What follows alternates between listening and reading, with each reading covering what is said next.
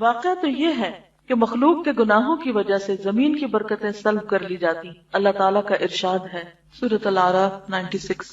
اور اگر ان بستیوں کے رہنے والے ایمان لاتے اور پرہیزگاری اختیار کرتے تو ہم آسمان اور زمین کی برکتوں کا دروازہ ان کے لیے کھول دیتے. یہ اللہ کا وعدہ ہے. آسمان سے بھی رزق برستا اور زمین بھی خزانے اگلتی.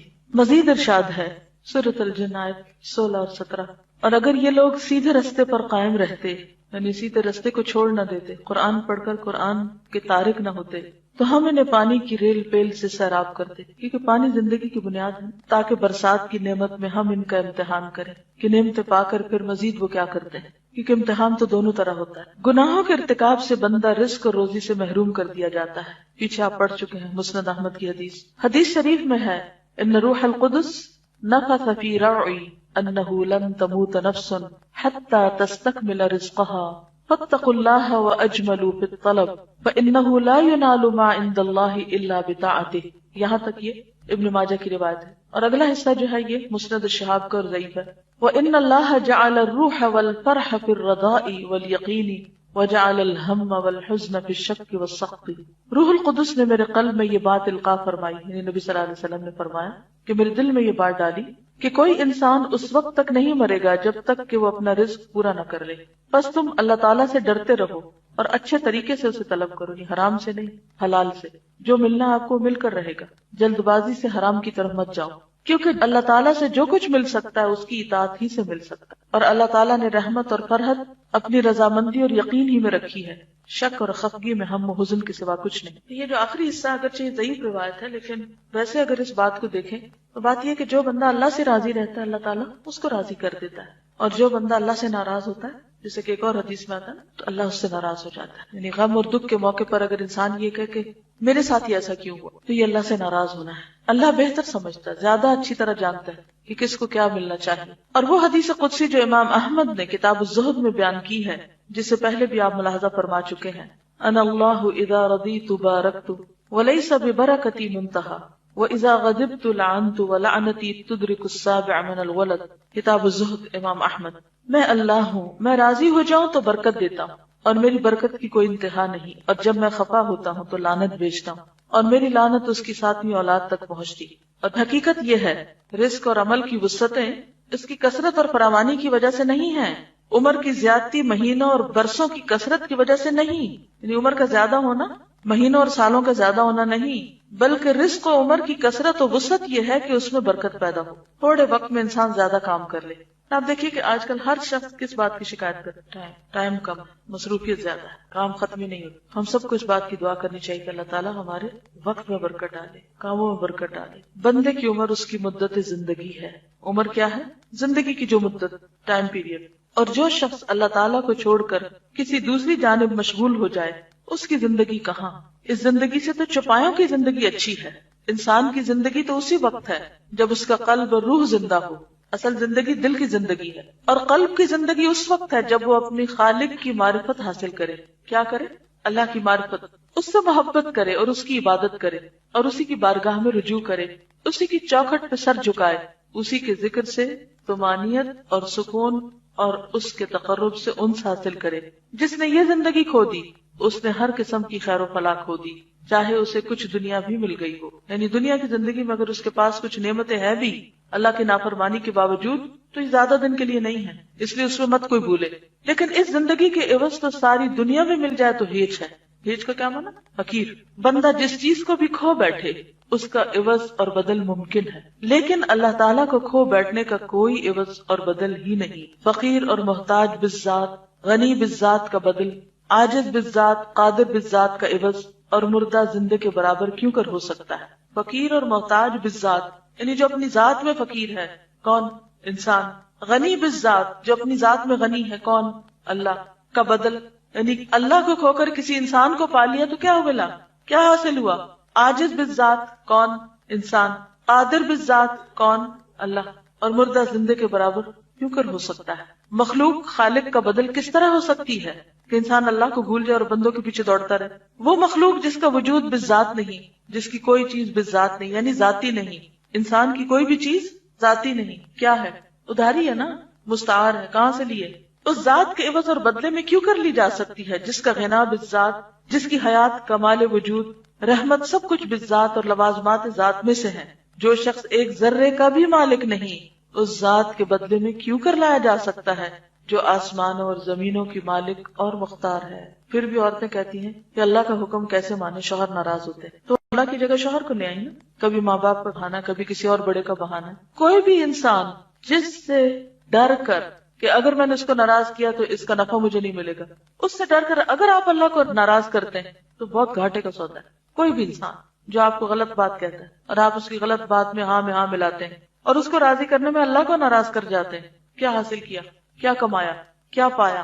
کسی انسان کی خوشی میں، کسی انسان کی خاطر آپ اپنی آخرت برباد کر لیتے ہیں. کیا حاصل کیا؟ ایسا کب ہوتا ہے، کیسے ہوتا ہے؟ ہم انسانوں کو ناراض کیوں نہیں کر سکتے؟ مثلاً آپ دیکھیے کہ اذان ہو چکی مغرب کی، اتنے میں آپ کی دوست کو فون آ جاتا ہے اور وہ کیا چاہتی ہے آپ سے کہ آپ اس سے باتیں کریں چاہے نماز لیٹ ہو جائے، اور آپ اس ڈر سے فون نہیں رکھتے اور نہ اسے بتانے کی جرات کرتے ہیں کہ میری نماز لیٹ ہو رہی ہے، کیونکہ آپ کو یہ ڈر ہے کہ اگر آج میں نے یہ کہا تو آئندہ وہ فون ہی نہیں کرے گی اور دوستی بگڑ جائے گی. کیا کھویا، کیا پایا، کس کو ناراض کر کے کس کو راضی؟ بعض اوقات ہم حکمتوں اور وقتی طور کا عذر لیتے لیتے لیتے اپنی مرضی کر رہے ہو. ٹھیک ہے، تدریج، دوسرے کے ساتھ ڈسکس کرنا اور بڑے فتنے کی بجائے چھوٹے فتنے میں رہنا وہ الگ ہے، لیکن بعض اوقات حقیقت میں ایسا نہیں ہوتا.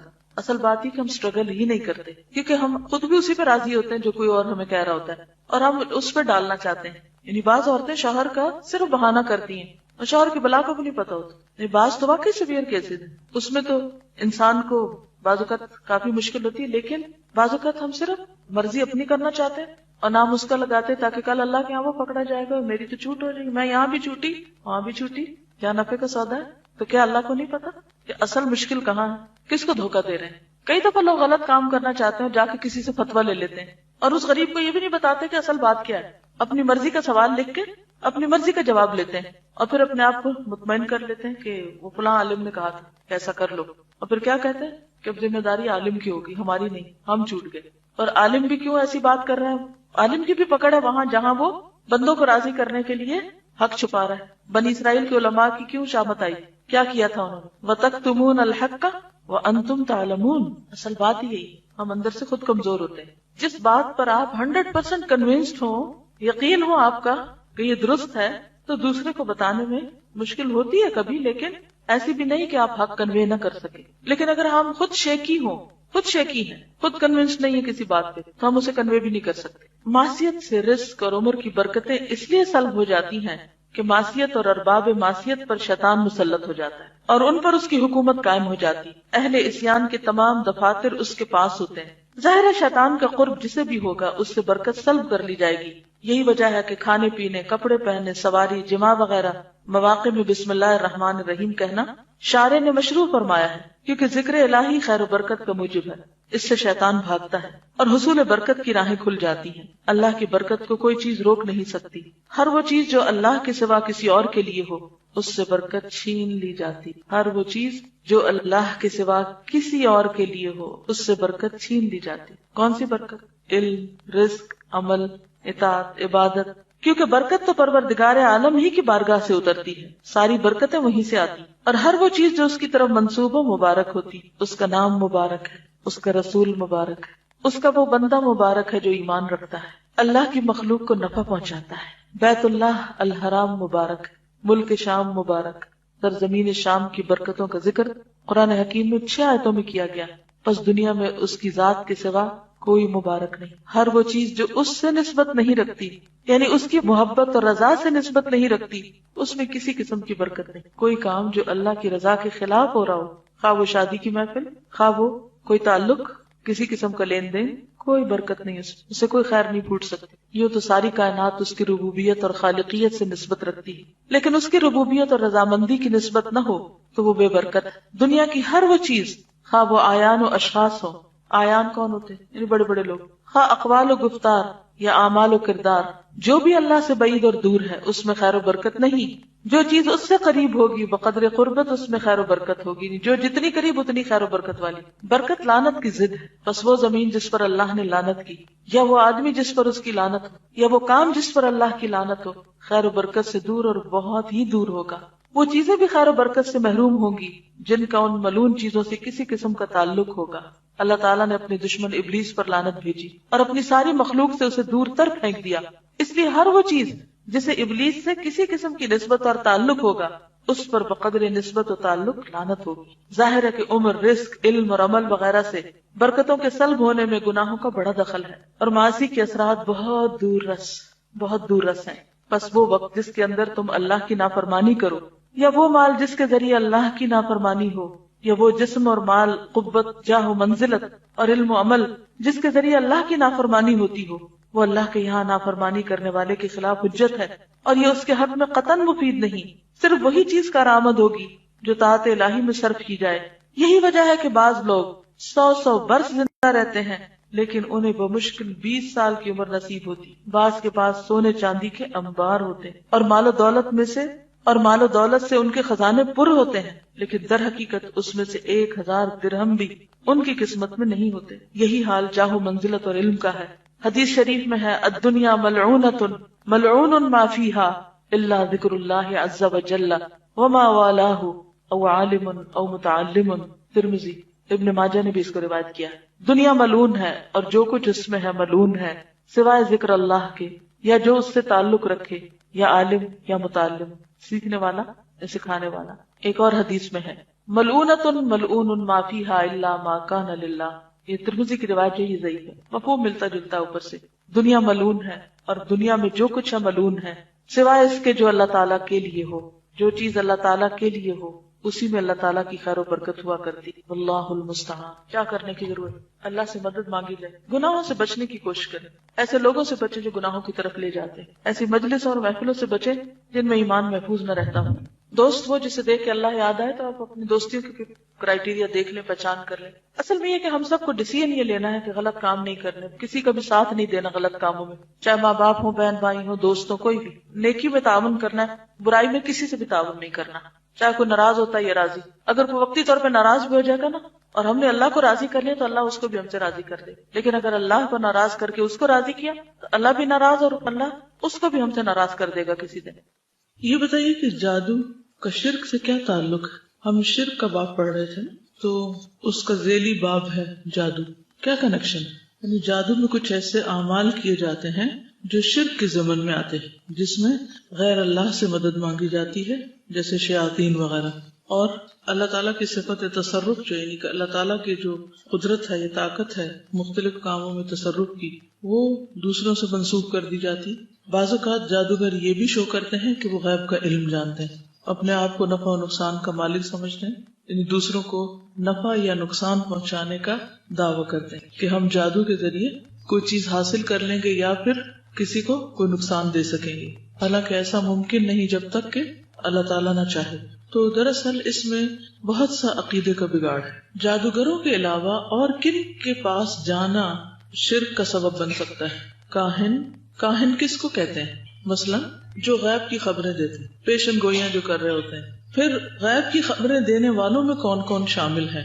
نجومی کیا کرتے ہیں؟ وہ کس کے ذریعے خبریں پہنچاتے ہیں؟ ستاروں کو ذریعہ بناتے ہیں، ستاروں کی رفتار یا مختلف سٹارز یا جو سیارے ہوتے ہیں ان کے ذریعے۔ برج، وہ جو سورت بروج سے اس کی دلیل لیتے ہیں، حالانکہ اس میں تو کوئی ایسے ذکر نہیں۔ اور کون ہوتے ہیں جن کے پاس جا کر انسان شرک کا مرتکب ہوتا ہے؟ فال گیر، یعنی جو فال نکالتے ہیں۔ فال کے لیے کس چیز کا استعمال کیا جاتا ہے؟ پرندے، طوطا وغیرہ کو۔ اچھا، اور پامسٹ، جو ہاتھ کی لکیریں دیکھتے ہیں، اس میں کیا برائی ہے؟ ہاتھ کی لکیریں دیکھنا تو ایک سائنس ہے، ایک علم ہے، ایک فن ہے، تو اس کا کیا تعلق ہے شرک سے؟ جی، مستقبل کے بارے میں کسی بھی چیز کے علم کا دعویٰ کرنا درست نہیں، کیونکہ کل کیا ہونے والا ہے قرآن مجید میں آتا ہے، ما تدری نفس ماذا تکسب غدا، کسی کو نہیں پتا کہ اس نے کل کیا کرنا ہے۔ لکھا ہے قرآن میں، کس سورت میں آئی؟ سورت لقمان، اس کے آخر میں آتا ہے۔ تو جب اللہ ہی کو پتا ہے کہ کل کیا ہونا ہے تو ہم کسی کے آگے کیوں ہاتھ پھیلا کے اپنا حال وہاں سے جاننے کی کوشش کرتے ہیں؟ اور کون سا طریقہ ہوتا ہے؟ رومال یا ذائقے بنانے والے وہ کیا کرتے ہیں؟ لکیریں کھینچ کے ڈبیاں بعض اوقات بناتے ہیں اور اس میں نشان لگاتے ہیں، اور پھر جو آخر میں آ کے پتہ چلتا ہے کہ اگر ایک ڈبی خالی رہ گئی یا آڈ نمبر نکلا، اللہ عالم طریقہ کیا ہوتا ہے، لیکن اس سے بھی غیب کی خبر معلوم کرنا کہ یہ کام ہو یا نہ ہو، کرنا بہتر ہے یا نہیں کرنا چاہیے. اور کارڈز کے ذریعے اور کیا کرتے ہیں، مثلاً کبھی آپ نے دیکھا کہ لوگ کافی کے اوپر تقدیر پڑھ رہے ہوتے ہیں، کافی کے کپ پہ، تو اس کے اوپر جو جھاگ بنتی ہے ان لکیروں میں، بعض لوگ بالوں میں بال دیکھ کے کچھ بتاتے ہیں، فور ہیڈ دیکھ کے. وہ تو چلے پھر بھی فراست اور سمجھداری اور انسان کے چہرے کو ایک دیکھ کے ایک اندازہ ہو جاتا ہے کہ یہ شریف انسان ہے یا کوئی بدماش ہے، وہ علم فراست کہلاتا ہے. اس کا غیب سے تعلق نہیں ہوتا، وہ صرف چہرے کی ظاہری علامات کو دیکھ کر، جیسے قرآن مجید میں کہا ہے نا کہ غریب لوگوں کو جن کو صدقہ دینا چاہیے ان کو کہاں سے پہچانا جائے، تعرفہم بسیماہم، تو ان کا چہرہ دیکھ کے، ان کی پیشانی دیکھ کے تم پہچان جاؤ گے. یعنی ظاہری اثرات سے کچھ پہچانا، لیکن اس سے یہ خبریں دینا کہ اس کا فیوچر کیا ہوگا، یہ درست نہیں. دیکھیے کوئی بھی جو کسی چیز کا دعویٰ کرے نا، اس کو ایک ہی جملہ بولا کرے، قل ہاتوا برہانکم ان کنتم صادقین. اگر تم اپنے اس دعوے میں سچے ہو تو ہمیں کوئی دلیل دے دو، ہم بھی مان جائیں گے، ہمیں کوئی مشکل نہیں. اور اگر کوئی دلیل نہیں ہے تو کیا کسی انسان کو یہ بات زیب دیتی ہے کہ وہ کسی کی تباہی کا فیصلہ کرے؟ کیا آپ کو حدیث معلوم ہے جس میں نبی صلی اللہ علیہ وسلم نے فرمایا کہ جو کسی کے بارے میں کہے کہ وہ تباہ ہو گیا، وہ خود اس سب سے بڑھ کے ہلاک ہونے والا ہے. ہمیں کسی کے بارے میں بھی کوئی حق نہیں دیا گیا کہ ہم اس کے مستقبل یا جنت یا جہنم کے فیصلے کریں کہ وہ کہاں جانے والا ہے یا اس پہ کیا گزرنے والی. اصل چیز یہی ہے کہ آپ کے پاس معیار ہونا چاہیے اور اس کے مطابق آپ پھر چیزوں کو پرکھیں. جی علم العادات سے بھی لوگ کچھ مستقبل کی پیشن گوئیاں کرتے رہتے ہیں، ڈیٹ آف برتھ سے یا ناموں کے حروف کے اعداد کو جمع تفریق کر کے کہ یہ نام رکھنا اچھا ہے یا نہیں. ان چیزوں سے بھی پرہیز کرنا چاہیے. جی ویدر اپ ڈیٹس جو ہوتی ہیں یہ اسباب کے ذریعے ہوتی ہیں. وہ انہوں نے ایسے آلات اور مشینیں لگائے ہوتے ہیں جس سے وہ دیکھ رہے ہوتے ہیں کہ ہواؤں کا رخ کدھر جا رہا ہے، یا سیٹلائٹس کے ذریعے زمین کے اوپر جو مختلف جگہوں سے بادلوں کی موومنٹ ہوتی ہے ان کی رفتار دیکھ کے کچھ اندازہ صرف کیا جاتا ہے کہ کتنے گھنٹے میں کس جگہ تک پہنچ جائے گا تو وہاں بارش ہونے کا امکان ہے. یہ علم غیب سے تعلق نہیں رکھتا. علم غیب تب ہوتا یہ جب وہ بغیر کسی ذریعے کے یہ بتاتے کہ بارش ہونے والی. مثلا آپ کو بخار ہے اور کوئی شخص صرف دیکھ کے آپ کو کہے کہ آپ کو بخار ہے بغیر کسی ذریعے کے، تو ہاں شکل سے اور چہرے سے اگر وہ کچھ علامات ظاہر ہو رہی ہیں کہ وہ سرخ ہے، یہ ایک ڈاکٹر اور تجربے کی بنیاد پہ کہہ رہا ہے تو وہ ایک علم کی بنیاد پہ کہہ رہا ہے، غیب دانی کا وہ دعویٰ نہیں کر رہا. یا وہ تھرمامیٹر لگا کے آپ کو ٹیمپریچر بتا رہا ہے. تھرمامیٹر لگا کے کوئی اگر بتاتا ہے کہ آپ کو یہ بخار ہے یا فلاں بیماری ہے، یا بعض لوگ نبض دیکھ کے بتاتے ہیں، تو وہ جو آپ کی ہارٹ بیٹس ہوتی ہیں یا جسم کے اندر کی گرمی سردی کا جو مزاج ہوتا ہے اس سے بعض بیماریوں کی نشاندہی ہوتی ہے. یہ سب اسباب کے ذریعے ہے. غیب دانی بدون اسباب یا صرف تیر تکے کی بنا پر کوئی بات کہنے کو کہتے ہیں، تو یہ شرک میں نہیں آئے گا. ٹھیک ہے. اسی طرح یہ جو آتا ہے نا قرآن مجید میں کہ کوئی شخص یہ نہیں جانتا کہ کس جگہ مرے گا، کہاں فوت ہوگا، کسی کو نہیں پتا. کئی دفعہ آپ نے دیکھا ہوگا کہ انسان کی موت لکھی ہوتی ہے تو وہ خود بخود وہاں پہنچ جاتا ہے. اور اسی طرح کہ کوئی مادہ کیا جنے گی. اب بغیر آلات کی مدد کے اگر کوئی یہ دعویٰ کرتا ہے تو یہ شرک ہے.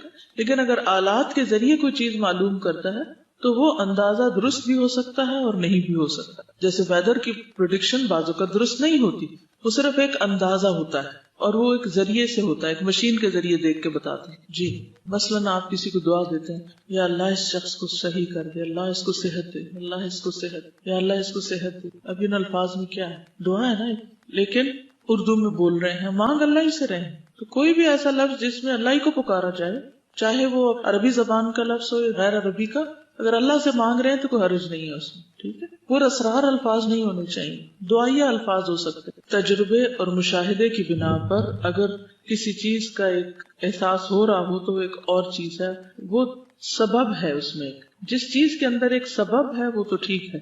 نیکسٹ آگے شروع کرتے ہیں. درخت، پتھر یا قبر وغیرہ سے برکت حاصل کرنا. کیا آپ میں سے کوئی یہ سمجھتا ہے کہ جہاں کوئی نیک شخص دفن ہو وہاں برکت ہوتی ہے؟ کیا ہم کسی بھی نیک شخص کے بارے میں یہ دعویٰ کر سکتے ہیں کہ وہ واقعی کامیاب ہو گیا؟ اور وہ اپنی قبر کے اندر واقعی جنت کے باغوں میں سے ایک باغ میں ہے، کسی کے بارے میں ہم فیصلہ کر سکتے نہیں۔ ارشاد باری تعالیٰ ہے افرأیتم اللات والعزی ومناۃ الثالثۃ الاخری، اب ذرا تم بتاؤ تم نے کبھی اس لات اور عزا اور تیسری ایک اور دیوی منات کی حقیقت پر غور کیا ہے؟ یہ جو ہم نے پڑھا تھا نا صفات میں شرک، اللہ تعالیٰ کا ایک نام ہے الالہ، تو الالہ سے مؤنث اللات بنایا گیا ہے، تو یہ ایک بت کو نام دے دیا گیا۔ پھر العزا جو ہے یہ العزیز جو صفت ہے اللہ کی اس سے مشابہ، یہ کچھ دیویوں کے نام تھے جو اہل عرب نے رکھے ہوئے تھے۔ سورۃ النجم کی آیت ہے اب ذرا بتاؤ تم نے کبھی اس لات اور عزا اور تیسری ایک اور دیوی منات کی حقیقت پر غور کیا ہے کہ ان کی کیا حقیقت ہے؟ جیسے ہمارے ہاں مختلف بزرگوں کے اصل نام کے علاوہ کچھ نام ان کو دے دیے جاتے ہیں اور وہ صفاتی نام ہوتے ہیں، ان ناموں میں بھی شرک ہوتا ہے۔ مثلا کسی بزرگ کا کوئی صفاتی نام بتائیے، غوث اعظم، ان کا اصل نام کیا تھا؟ عبد القادر جیلانی۔ انہوں نے اپنا نام کیا رکھا ہوا ہے کہ وہ القادر جو اللہ کی صفت ہے ان کے بندے ہیں، اور بندوں نے ان کا نام کیا رکھ دیا کہ وہ سب سے بڑے فریادیں سننے والے، لوگوں کی مشکل آسان کرنے والے۔ تو یہ کیا ہے؟ دراصل صفاتی شرک ہے، صفات میں شرک ہے، اللہ کی صفات میں کسی اور کو شریک کرنا ہے۔ بہرحال لات کے بارے میں علامہ ابن کثیر فرماتے ہیں لات ایک سفید پتھر تھا جس پر خوب نقش و نگار کیا گیا تھا، اس کو ایک مکان میں سجا بنا کر رکھا گیا تھا، اور اس مکان کے ارد گرد ایک بہت بڑی اور مضبوط چار دیواری بنائی گئی تھی جس کو خوبصورت پردوں سے سجایا گیا تھا۔ اس کے باقاعدہ پجاری اور پروہت تھے، یہ اہل ثقیف کا بت تھا، تمام عرب اس پر فخر کیا کرتے تھے۔ دراصل لات نیک شخص تھا، حجاج کرام کو ستو پلایا کرتا، جب فوت ہو گیا تو لوگوں نے اس کی قبر کو اپنے مقاصد کے لیے اختیار کر لیا اور آہستہ آہستہ اس کا بت بنا کر پوجا شروع کر دی۔ جناب رسالت مآب صلی اللہ علیہ وسلم نے سیدنا مغیرہ بن شعبہ رضی اللہ عنہ کو اس کے گرانے کے لیے بھیجا۔ انہوں نے پہلے تو اس کو مسمار کیا، یعنی گرایا، اور پھر آگ لگا کر جلا دیا۔ جس طرح بنو ثقیف نے پتھر اور قبر دونوں کی الوہیت کو مد نظر رکھتے ہوئے ان کی عبادت شروع کر دی تھی، یعنی پتھر اور قبر کو الہ بنا رکھا تھا۔ اسی طرح آج کل لوگ قبروں پر بڑے بڑے کتبے اور اونچی قبریں بھی بنا لیتے ہیں اور وہاں عبادت شروع کر دیتے ہیں۔ اور جیسے یہ انہوں نے کیا ہوا تھا نا کہ اس کو سجایا ہوا تھا اور پھر پردے لٹکائے ہوئے تھے اور بہت اہتمام کیا ہوا تھا اور لوگ اس سے بہت محبت کرتے تھے اس جگہ سے۔ پھر اسی طرح العزا کے بارے میں علامہ ابن جریر یوں لکھتے ہیں عزا ایک درخت تھا جس کو چار دیواری میں گھیر لیا گیا تھا، اس کو بہت خوبصورت پردوں سے مزین کیا گیا تھا۔ یہ درخت مکہ مکرمہ اور طائف کے درمیان ایک وادی نخلا میں تھا۔ قریش مکہ اس درخت کی بے انتہا عزت اور توقیر کرتے تھے۔ یہ پتھر اور درخت دراصل نشان کے طور پر تھے جن کی دراصل قبریں یا جگہ بنائی گئی تھی، لوگوں کی زیارت گاہیں۔ امام نسائی اور ابن مردویہ ابو الطفیل سے روایت کرتے ہیں کہ رسول اکرم صلی اللہ علیہ وسلم نے جب مکہ مکرمہ فتح کر لیا تو سیدنا خالد بن ولید کو وادی نخلا کی طرف بھیجا کہ جا کر عزا کو کاٹ دے۔ خالد جب وادی نخلا پہنچے تو دیکھا وہاں 3 درخت تھے، تینوں کو انہوں نے کاٹ دیا اور مکان کو بالکل مسمار کر کے آپ کی خدمت میں حاضر ہوئے۔ رسول اکرم صلی اللہ علیہ وسلم نے فرمایا دوبارہ جاؤ، تم نے کوئی کام نہیں کیا۔ سیدنا خالد دوبارہ وہاں پہنچے تو عزا کے پجاریوں نے انہیں دیکھتے ہی پہاڑ کی پناہ لی اور یا عزا کے نعرے بلند کرنے لگے۔ سیدنا خالد اس مقام کے قریب گئے تو کیا دیکھتے ہیں کہ ایک عورت بالکل برہنہ حالت میں ہے، ننگی ہے، اس کے بال بکھرے ہوئے ہیں اور مٹی اٹھا اٹھا کر اپنے سر پہ ڈال رہی۔ سیدنا خالد تلوار کے وار سے اس کا کام تمام کر دیا۔ رسول اکرم صلی اللہ علیہ وسلم کی خدمت میں حاضر ہو کر تمام واقعہ بیان کیا۔